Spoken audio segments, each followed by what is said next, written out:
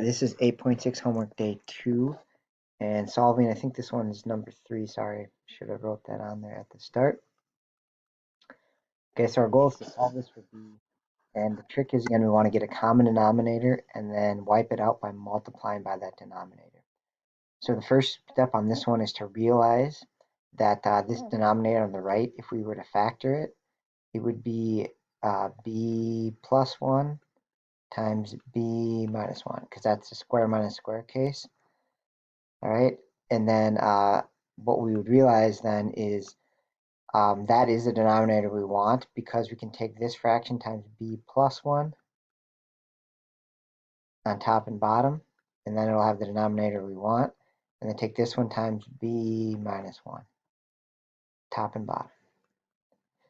Okay, and so then that will give all of these fractions will now have that b plus 1 times b minus 1 denominator.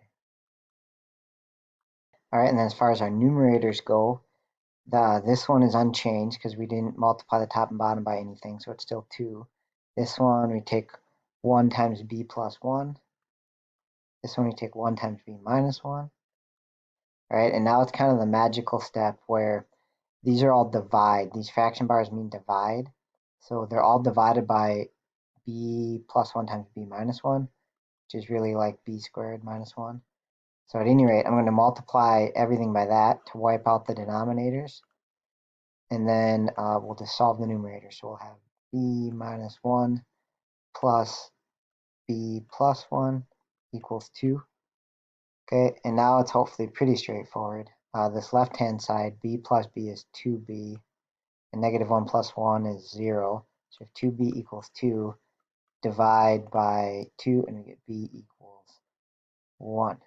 All right, hopefully that helps. Technically, right, if you want to get really into the weeds on this one, this doesn't count as an answer because we'd have 1 divided by 0 here and it'd create a problem. But we really didn't do that too much in this chapter. So if you got b equals 1, that's just fine. All right, hope that helps.